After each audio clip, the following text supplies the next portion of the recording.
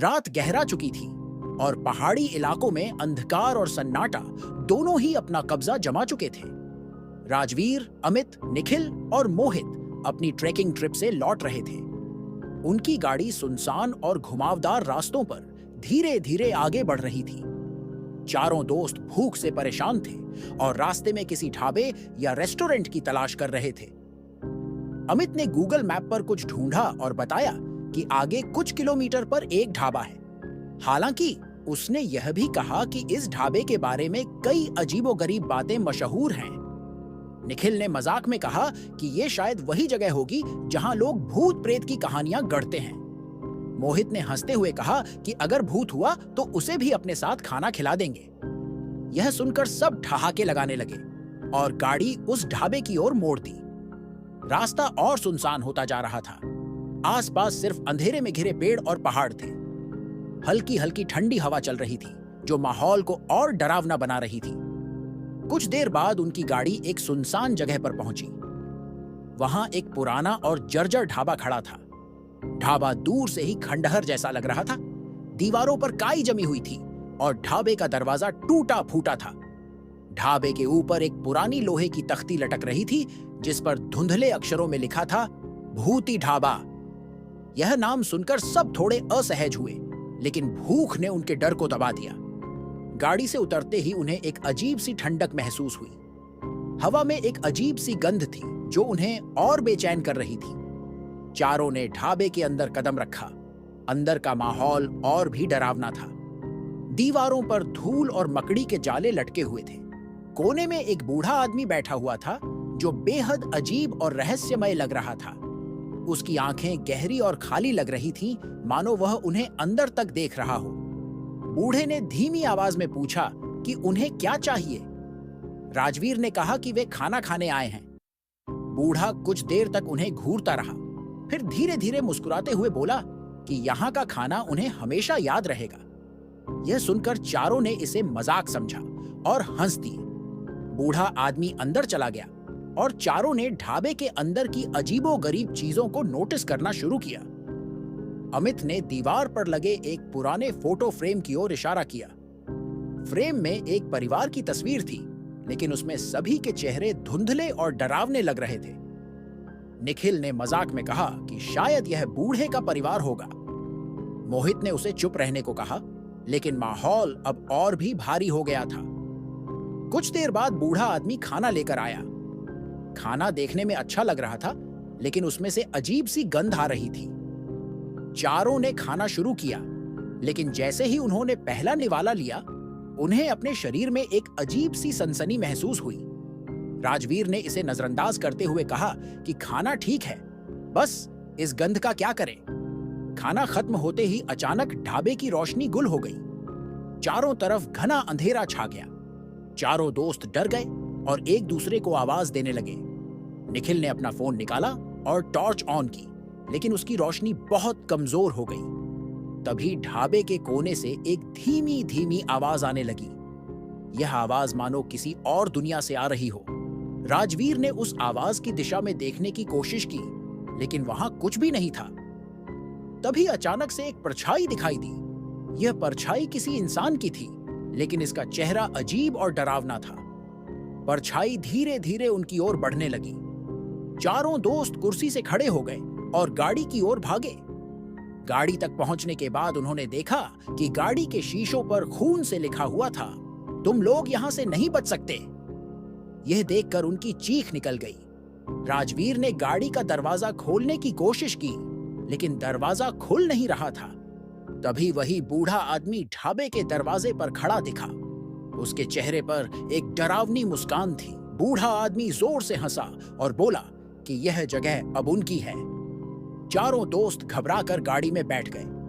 राजवीर ने गाड़ी स्टार्ट करने की कोशिश की और किसी तरह गाड़ी चल पड़ी। वे तेजी से वहां से भागे, लेकिन रास्ता कहीं खत्म ही नहीं हो रहा था। ऐसा लग रहा था कि वे बार बार एक ही जगह पर घूम रहे हैं। अचानक गाड़ी रुक गई। चारों तरफ घना कोहरा छा गया। कोहरे के बीच से कई परछाइयां उभरने लगीं। ये परछाइयां विकृत और डरावनी थीं। उनमें से एक परछाई ने निखिल की ओर इशारा किया। निखिल अचानक से अपनी सीट से गायब हो गया। बाकी तीनों दोस्त घबरा गए और रोने लगे। तभी एक लड़की की आवाज गूंजने लगी। वह कह रही थी कि यहां आने वाले कभी वापस नहीं जाते। लड़की की आकृति धीरे धीरे सामने आई। उसके लंबे बाल थे और उसकी आंखें पूरी तरह काली थीं। उसने अमित की ओर इशारा किया और अमित भी गायब हो गया। अब सिर्फ राजवीर और मोहित बचे थे। राजवीर ने किसी तरह हिम्मत जुटाकर गाड़ी को दोबारा स्टार्ट किया। इस बार गाड़ी चल पड़ी, लेकिन रास्ता और भी डरावना हो गया।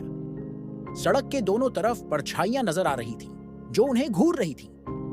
अचानक गाड़ी अपने आप रुक गई। मोहित ने घबराकर कहा कि अब क्या करें? तभी गाड़ी के चारों तरफ से वही परछाइयां जमा हो गईं। बूढ़ा आदमी भी उनके सामने आ गया। उसने कहा कि उनकी कहानी अब खत्म हो चुकी है। इतना कहते ही सब कुछ अंधेरे में डूब गया। अगले दिन स्थानीय लोग उस ढाबे के पास एक खाली गाड़ी खड़ी हुई देखी। गाड़ी में कोई नहीं था। लोग कहते हैं कि जो भी उस ढाबे में जाता है वह कभी वापस नहीं आता। आज भी उस रास्ते से गुजरने वाले लोग उस ढाबे से दूर रहना ही बेहतर समझते हैं। कहते हैं वहां भूखे भूतों का वास है, जो कभी किसी को जाने नहीं देते। कुछ दिनों बाद राजवीर और उसके दोस्तों के परिवार वाले पुलिस में शिकायत दर्ज करवाते हैं। पुलिस उस इलाके में जांच के लिए पहुंचती है, लेकिन ढाबे के पास जाकर उन्हें अजीब सा डरावना एहसास होता है। कुछ पुलिसकर्मियों को ऐसा महसूस होता है जैसे कोई उन्हें देख रहा हो। वहां हवा भारी और ठंडी हो जाती है। जांच के दौरान पुलिस को गाड़ी तो मिलती है, लेकिन उसमें न ही राजवीर के दोस्तों का कोई सुराग होता है और न ही कोई अन्य सबूत। पुलिस टीम का एक इंस्पेक्टर ढाबे के अंदर जाता है, लेकिन अंदर जाकर उसे असामान्य चीजें नजर आने लगती हैं। जैसे ही वह दीवारों पर लगी पुरानी तस्वीरों को गौर से देखता है, उसे उनमें हलचल दिखाई देती है। तस्वीरों में मौजूद लोगों की आंखें अचानक उसे घूरने लगती हैं। घबराकर वह इंस्पेक्टर वापस भागता है और टीम को वहां से हटने के लिए कहता है। जांच पूरी करने के बाद पुलिस यह निष्कर्ष निकालती है कि यह मामला साधारण नहीं है।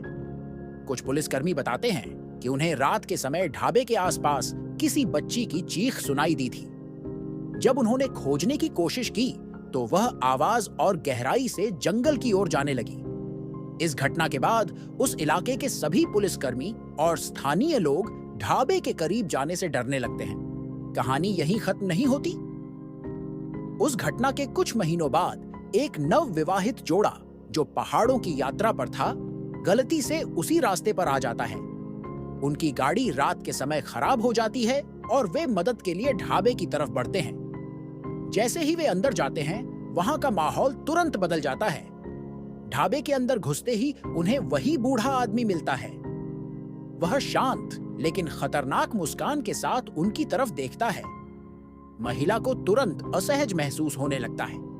उसे ऐसा लगता है जैसे किसी ने उसके कंधे पर हाथ रखा हो, लेकिन वहां कोई नहीं होता। पुरुष को ढाबे के एक कोने से किसी के रोने की आवाज सुनाई देती है। वह आवाज का पीछा करता है और अचानक एक अंधेरे कमरे में पहुंच जाता है। कमरे के अंदर उसे कई डरावनी आकृतियां दिखाई देती हैं। इनमें से कुछ इंसानों की और कुछ किसी और ही दुनिया की लगती है। महिला जो बाहर खड़ी होती है अचानक चिल्लाने लगती है। वह देखती है कि बूढ़ा आदमी धीरे धीरे उसके करीब आ रहा है। उसकी आंखें अब सामान्य नहीं लग रही थीं।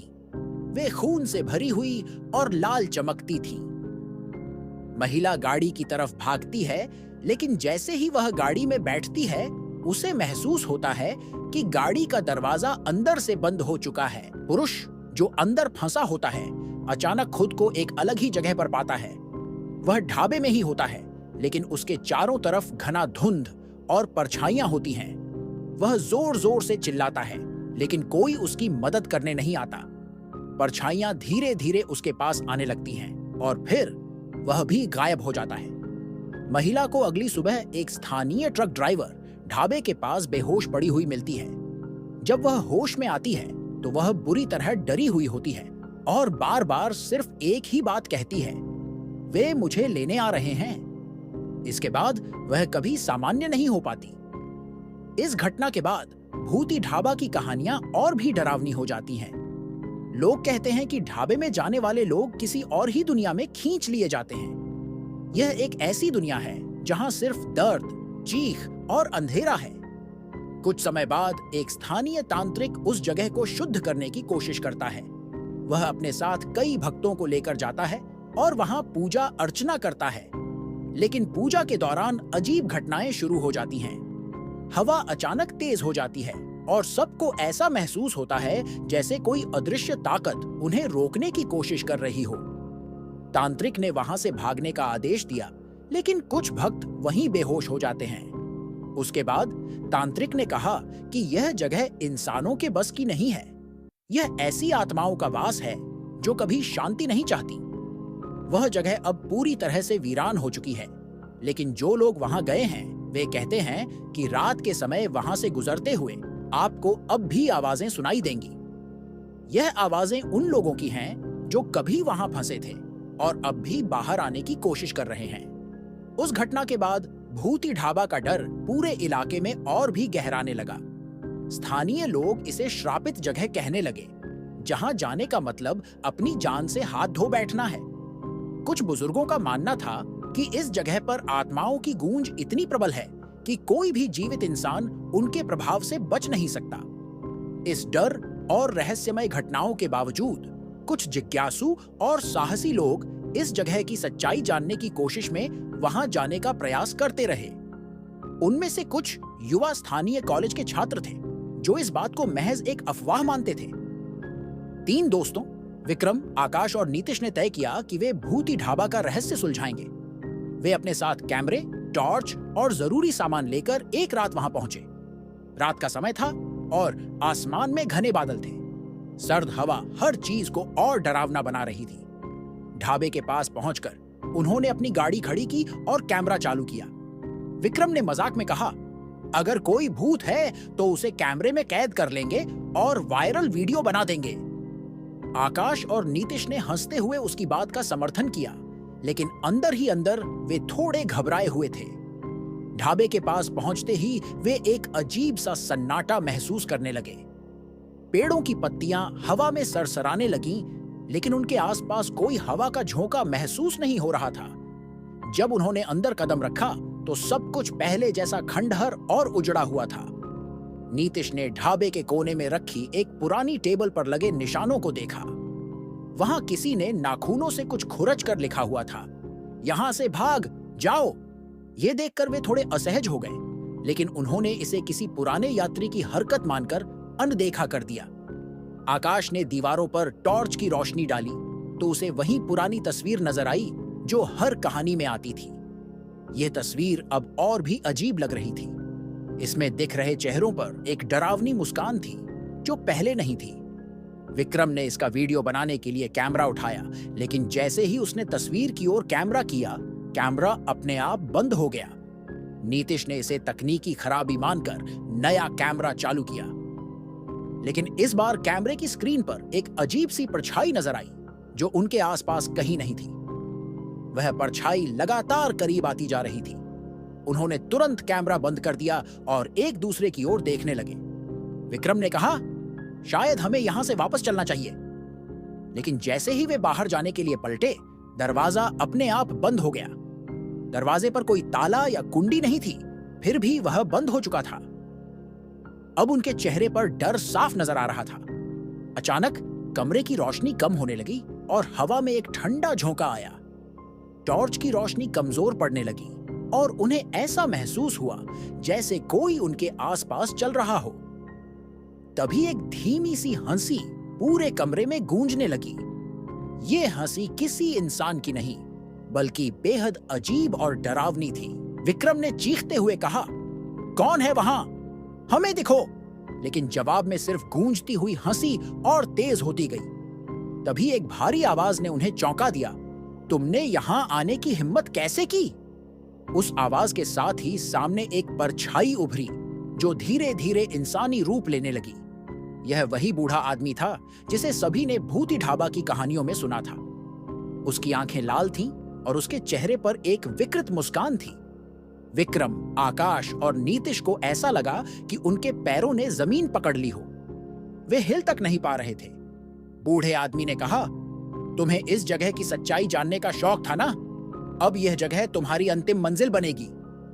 इतना कहने के साथ ही ढाबे की दीवारों से खून रिसने लगा और हवा में अजीब सी चीखें गूंजने लगी। तीनों दोस्त डर के मारे जोर जोर से चिल्लाने लगे, लेकिन उनकी आवाजें खुद उन तक नहीं पहुंच रही थी। अचानक बूढ़ा आदमी गायब हो गया और उनकी गाड़ी के पास से किसी बच्ची के रोने की आवाज आई। नीतिश ने डरते डरते उस आवाज का पीछा किया, लेकिन जैसे ही वह गाड़ी के करीब पहुंचा, वह गायब हो गया। विक्रम और आकाश ने उसे ढूंढने की कोशिश की, लेकिन चारों तरफ सिर्फ सन्नाटा था।